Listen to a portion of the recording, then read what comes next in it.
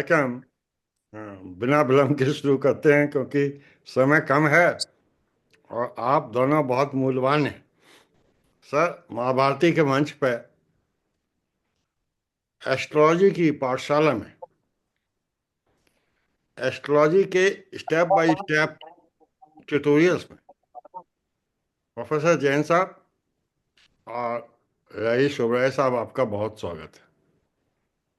आज हम जिन जातक की कुंडली पर चर्चा करने जा रहे हैं वो 15-16 साल के बालक हैं।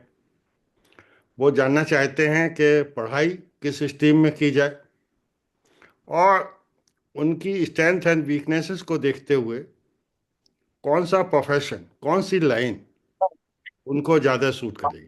तो बच्चे का डिटेल प्राप्त हुए हैं और जिसका जन्म जो है वो 13 नवंबर 2009 है। और टाइम जो है वो 13:35 दिन में 1:35 पर है और प्लेस जो है वो देहरादून है। और इनका जो बेसिक क्वेश्चन है कि बच्चे को कौन सा स्ट्रीम ऑफ एजुकेशन दिया जाए, साइंस दें, ह्यूमैनिटी दें या कॉमर्स दें। और दूसरा ये भी इन्होंने बताया कि बच्चा जो है इस समय माइंड उसका डाइवर्ट हो रहा है, मन नहीं लगता उसको पढ़ाई में, तो क्या किया जाए इसके जो है। तो देखते हैं। और इसको ये हमने बनाया, ये लग्न चार्ट है इस बच्चे का जो है। और लग्न चार्ट में हम सबसे पहले हम लग्न से ही शुरू करते हैं। लग्न हमारा शरीर है, हमारी पर्सनैलिटी है, हमारा टेम्परामेंट है, हमारी मेंटल स्ट्रेंथ है, फिजिकल स्ट्रेंथ है, हमारा एप्टीट्यूड है, हमारे वोकेशन है, विल पावर है, सब हम लग्न से देखते हैं। तो जहां तक लग्न का सवाल है, इसको देख रहे हैं कि दो प्लैनेट, एक तो मंगल है और एक केतु है। ये दो प्लैनेट इसको देख रहे हैं। जो हम अशुभ ग्रह हैं दो, उनका एसोसिएशन लग्न के ऊपर हो रहा है और कोई भी शुभ ग्रह का एसोसिएशन नहीं है। दूसरा जो लग्न का लॉर्ड है वो शनि है। और शनि आप देख रहे हैं कि हमारे 8th हाउस में प्लेस्ड है और इसके साथ मून है, चंद्रमा है। और अगर हम डिग्री देखें थोड़ा सा इन दोनों प्लैनेट की, तो मून 14 डिग्री का है और सैटर्न 7 डिग्री का है। मतलब दोनों पास पास है। और पास पास होने से क्या होता है कि हम इसको ज्योतिष में एक योग कहते हैं, विष योग के नाम से हम इसको जानते हैं। विष योग का अर्थ यह है कि हम एक तरह से हम कहते हैं ना, साढ़े साती के दौरान हमारा बर्थ हुआ है। जब चंद्रमा और शनि, इसको हम सेकंड फेज ऑफ साढ़े साती कहते हैं, उस दौरान हमारा बर्थ हुआ है। तो इसका अर्थ क्या होता है कि we are always under mental tension, lot of mental tension. हम कभी जो एक हमें ऑप्टिमिज्म या दिखाना चाहिए या खुशी होनी चाहिए, वो नहीं आती लाइफ में। हमारा जो माइंड है हमेशा नेगेटिव रहता है और हम लोग हमेशा पेसिमिस्टिक या नेगेटिव विचार हमारे माइंड में आते रहते हैं। क्योंकि हमारा जो मून है माइंड है और सैटर्न जो है वो इस put an element of pressure. तो माइंड के ऊपर हमेशा प्रेशर रहता है। तो जो हम लोगों को, इसीलिए इसको विष योग भी कहा, कि जो नेचर है उस व्यक्ति का खुश नहीं होता। वो खुश कभी भी, जैसे कहते हैं ना कुछ लोग होते ही दुखी हैं, मतलब दुखी इंसान जो कहते हैं हम लोगों को, उनको आप कितनी भी अच्छा एनवायरनमेंट दे दें, कितनी भी अच्छी सुविधाएं दे दें, लेकिन वो एंजॉय नहीं करते लाइफ को जो है। तो ये विष योग का इफेक्ट होता है। लेकिन जहां तक रिजल्ट का सवाल है, रिजल्ट इसके बहुत अच्छे भी हो सकते हैं और बहुत खराब भी हो सकते हैं। ये डिपेंड करता है कि हॉरोस्कोप में हमारे मून की क्या पोजीशन है और शनि की क्या पोजीशन है। तो थोड़ा सा और प्लैनेट को भी हम देखते हैं पहले। जहां तक यहाँ आप देख रहे हैं कि तीन प्लैनेट, मंगल है, नीच की राशि में है, डेबिलिटेशन में है। सन है, नीच की राशि में है, डेबिलिटेशन में है। जुपिटर है, नीच की राशि में है, डेबिलिटेशन में है। तो तीन प्लैनेट जो है वो नीच के भी हैं यहाँ पर जो है। और नीच के होने से क्या होता है कि लाइफ में कुछ ना कुछ प्रॉब्लम बनी रहती है। बट जो एक हम ज्योतिष में कहते हैं नीच भंग राजयोग होता है, नीच भंग राजयोग। तो हम देखते हैं कि इन प्लैनेट का नीच भंग हो रहा है नहीं हो रहा। क्योंकि अगर नीच भंग हो जाता है तो the planet become better than exalted planet, राजयोग कारक प्लैनेट बन जाते हैं वो। तो यहाँ अगर हम सन को देखें तो दो तरह से नीच भंग होता है इसका। पहला तो यह है कि it is associated with the sign dispositor, Venus साथ में है। और दूसरा, इसका उच्च की राशि का लॉर्ड और नीच की राशि का लॉर्ड आपस में केंद्र में है, आपस में केंद्र में है। तो उस तरह से भी सन का नीच भंग हो गया। Sun becomes very strong planet now, क्योंकि नाइन्थ हाउस में भी प्लेस्ड है और नीच भंग भी हो गया। और उससे भी बड़ी बात क्या है कि विनस तो साथ में है इसके, मरकरी यहाँ पर है और जुपिटर इसको देख रहा है। तो सन के साथ तीनों शुभ ग्रहों का एसोसिएशन है, तीनों शुभ ग्रहों का एसोसिएशन है। तो इसको हम सूर्यादि योग कहते हैं। और सन बिकम्स मोर पावरफुल, और भी ज्यादा पावरफुल जो है वो सन हो जाता है। और सन वैसे भी ये सेवेंथ हाउस का लॉर्ड है और नाइन्थ हाउस में प्लेस्ड है। तो जब भी क्वाड्रेंट और ट्राइन का एसोसिएशन होता है तो भी राजयोग बनता है। तो ये भी एक राजयोग कारक है। इसका अर्थ ये हुआ कि सन यहाँ पर बहुत स्ट्रांग प्लैनेट हो जाता है, जिसको हम नीच का कहेंगे या कहेंगे बहुत खराब है। ऐसा नहीं है, it's a very very strong planet. और दूसरा जो इसका साइन डिस्पोजिटर है वीनस, वो भी योग कारक प्लैनेट है, योग कारक प्लैनेट है। बट थोड़ा सा मैं ये कहूंगा कि एफ्लिक्शन भी है, वीनस का भी है और नाइन्थ हाउस का भी है। एफ्लिक्शन कैसे है? सन यहाँ प्लेस्ड है, मंगल देख रहा है इसको और केतु भी देख रहा है। तो वीनस के साथ तीन मैलिफिक प्लैनेट का एसोसिएशन हो जाता है, सन है, मार्स है और केतु है। और या मैं कहूंगा कि सन के साथ भी तीन मैलेफिक प्लैनेट का, या नाइन्थ हाउस के साथ भी तीन मैलेफिक प्लैनेट का एसोसिएशन हो जाता है। तो सन उस पॉइंट ऑफ व्यू से थोड़ा सा वीक हो जाता है, बट फिर भी ठीक है, पोजीशन काफी अच्छी है, पोजीशन खराब नहीं है। और जहां तक कि ये दो प्लैनेट हैं, मंगल भी नीच का है और जुपिटर भी नीच का है, तो उसका भी एक रूल है कि जब दो नीच के प्लैनेट एक दूसरे के अपोजिट होते हैं तो दोनों का नीच भंग हो जाता है, दोनों का नीच भंग हो जाता है। और समहाउ यहाँ वही पोजीशन है कि मंगल और जुपिटर दोनों अपोजिट हैं एक दूसरे की, तो दोनों का ही यहाँ पर नीच भंग हो रहा है। तो कहने का अर्थ है कि जो तीन प्लानेट हमें यहाँ नीच के दिखाई दे रहे हैं, नीच के दिखाई दे रहे हैं, नीच के नहीं है, they will give you very good results actually, जहाँ तक रिजल्ट का सवाल है। बट नीच के हैं तो नेचुरली थोड़ी सी प्रॉब्लम भी क्रिएट करते हैं, इसमें भी कोई डाउट नहीं है। और खास तौर से सन भी नीच का है, मार्स भी नीच का है, तो नेचुरली बच्चा जो है वो किसी की बात भी नहीं मानेगा जो है। लेकिन जहाँ तक रिजल्ट का सवाल है, रिजल्ट इसके बहुत अच्छे होंगे, रिजल्ट खराब नहीं होंगे। दूसरी बच्चे को प्रॉब्लम क्या है कि इसके राहु की दशा भी शुरू हो गई बेचारे की जो है, अभी जो है राहु की दशा शुरू हो गई। और राहु की दशा भी अभी जुलाई 23 में शुरू हुई है, और अभी ये राहु राहु की दशा ऑपरेट हो रही है, जो 6 अप्रैल 2026 तक चलेगी।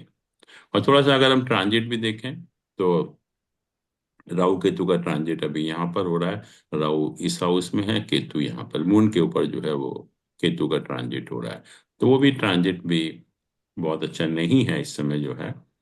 और अच्छी बात यह है कि अभी जो प्लैनेट्स का गोचर होगा मार्च से लेके मई के महीने में, तो शनि तो ये लग्न से सेकंड हाउस में चला जाएगा, लेकिन जुपिटर जो है वो सेकंड फोर्थ हाउस से फिफ्थ हाउस में आएगा। जब ये फिफ्थ हाउस में आएगा तो that will be really good position of Jupiter, वो खराब नहीं होगा।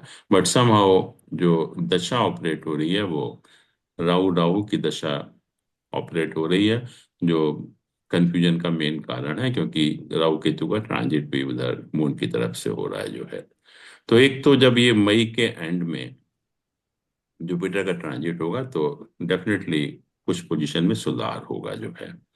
और जैसे मैंने कहा कि तीन प्लैनेट नीच के होने और राहु की दशा ऑपरेट होना, ये इसकी वजह से सारा कंफ्यूजन क्रिएट हो रहा है, और जिसकी वजह से बच्चे का जो मन है वो भी नहीं लग रहा अभी पढ़ाई वगैरह में जो है।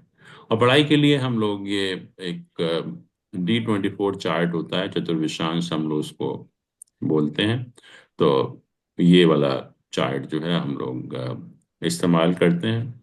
और जहाँ तक इस चार्ट का सवाल है, इस चार्ट में मैं देख रहा हूँ कि पोजीशन इतनी खराब नहीं है जो शायद लग रही होगी आपको, जो अल्टीमेट रिजल्ट होंगे वो इतने खराब नहीं होंगे। अब जो बेसिक प्रश्न है कि क्या स्ट्रीम ऑफ एजुकेशन दें, तो पहली चीज तो यह है कि जैसे मैंने कहा कि राहु राहु की दशा चल रही है, तो बच्चे का मन पढ़ाई में बहुत ज्यादा नहीं लगेगा इस समय जो है। तो इसमें हम क्या कर सकते हैं कि जो मुझे लग रहा था वो तो ह्यूमैनिटी लग रहा है, लेकिन ह्यूमैनिटी या कॉमर्स में से, अकाउंटेंसी में से, जो भी उसको लाइकिंग है उसकी, आप उसके हिसाब से उसको एजुकेशन दें। ह्यूमैनिटी में भी कोई प्रॉब्लम नहीं है और कॉमर्स में भी कोई प्रॉब्लम नहीं, बट साइंस वो अभी नहीं कर पाएगा बिल्कुल भी जो है, और ना ही इसके हिसाब से लग रहा है कि वो साइंस करेगा। बट दूसरी जो अच्छी बात यह है कि जैसे ही दशा ठीक होगी या जैसे ही वो पढ़ाई कंप्लीट करेगा, then he should appear in some competitive examination. क्योंकि कॉम्पिटिटिव एग्जामिनेशन के लिए जैसे मैंने कहा कि ये जो सारे प्लैनेट जो हैं, सन भी राजयोग कारक हो जाता है, सैटर्न भी वेल प्लेस्ड है, जुपिटर भी राजयोग कारक है, मंगल भी राजयोग कारक है, वीनस जो है वो योग कारक प्लैनेट है। तो सारे प्लैनेट अच्छे हैं, मतलब अगर अल्टीमेटली हम देखें तो जहाँ तक वो रिजल्ट्स का सवाल है, रिजल्ट अच्छे ही मिलेंगे।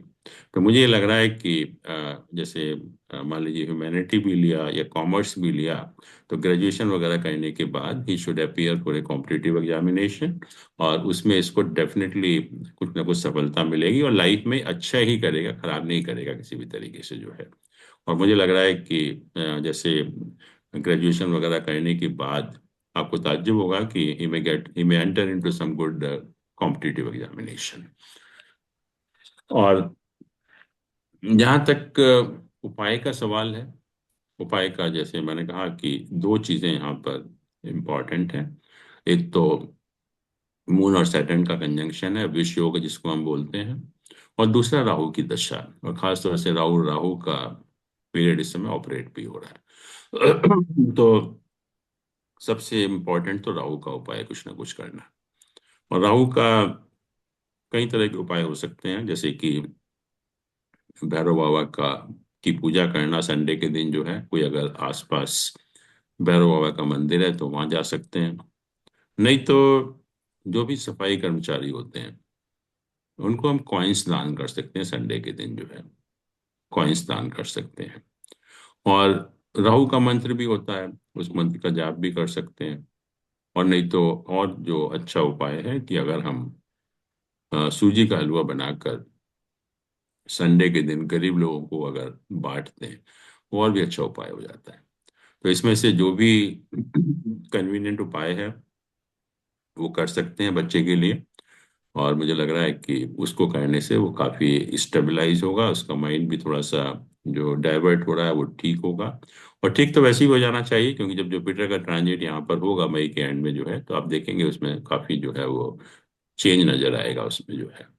और दूसरा जो विष योग है, मून और सैटर्न इकट्ठा है, जो नेगेटिविटी आती है माइंड में जो है, तो उसके लिए तो शनि का उपाय है। और शनि का उपाय या तो मैं यही कहूंगा कि हनुमान जी की पूजा अगर करें ट्यूसडे और सैटरडे के दिन तो बेस्ट है। और नहीं तो शनि का मंत्र है ओम प्राम प्रीम प्रोम सह शनिश्चराय नमः, उसकी भी अगर माला जपेंगे, तो बच्चा शायद माला ना जप पाए, लेकिन जो हनुमान जी की पूजा है, हनुमान जी के दर्शन जो है वो अगर मंगल और शनिवार को करेंगे तो उसका भी जो है काफी फायदा होगा। तो ये बेसिक पोजीशन है बच्चे के हॉरोस्कोप की। बट हॉरोस्कोप देखने में काफी खराब लग रहा है, लेकिन जैसे मैंने कहा कि सबका नीच भंग हो रहा है, तो it's not a bad horoscope, it's really a good horoscope. हो सकता है कि पढ़ाई जो हम चाह रहे हैं वो ना कर पाए इस टाइम जो है, लेकिन जो भी पढ़ाई करेगा उसके बाद he will get a good position in the life actually. Thank you very much professor साहब। अनिल जी, एक अनिल छोटा जी सा एक क्वेश्चन। अनिल जी, एक मिनट। जी, अनिल जी, आपने कॉमर्स स्ट्रीम किस एनालिसिस से सेलेक्ट किया? मरकरी है बेसिकली जो 10th हाउस में प्लेस्ड है। और मैं ओ, कह रहा था ना, D24 चार्ट में भी हम लोग देखते हैं, ये D24 चार्ट है।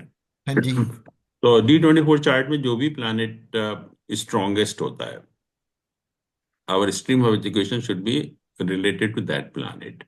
तो यहाँ भी मरकरी की पोजीशन ठीक है। मरकरी को एक तो ट्राइन हाउस में प्लेस्ड है और जुपिटर का उसके ऊपर एस्पेक्ट भी है।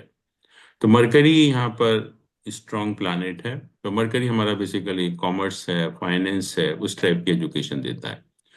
तो मैं कहूँगा कि दोनों में से अगर जो भी उसका इंटरेस्ट है, अगर उसको मान लीजिए कॉमर्स ही पसंद नहीं है तो you can go for humanity also, क्योंकि मरकरी है तो ह्यूमैनिटी में भी कोई प्रॉब्लम नहीं है ऐसी जो है। जैन साहब मरकरी मैथ्स भी स्ट्रांग करता है ना? हाँ, अकाउंटेंसी का ना कॉमर्स में, तो ओके ओके। इसीलिए। हम्म, थैंक यू जैन साहब। अच्छा सर, एक छोटी सा शंका है हमारी। फोकस की बात थी जहाँ तक की। जी। तो फोकस के लिए मेरी हाँ, वही मैंने कहा कि ये फोकस है तो कि दो मून कारण से नहीं होगा। Moon is very important. तो ओम सोम सोमाय नमः, या बताएं सर, इस बारे में कुछ फोकस के बारे में बताएं। हाँ, मून का अभी की कोई दशा वगैरह नहीं चल रही है मून की, तो मून का रोल इतना नहीं है। Moon is afflicted by Saturn actually.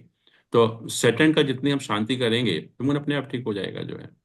Okay. Moon खराब नहीं है, बट क्वेश्चन ये है कि क्योंकि मून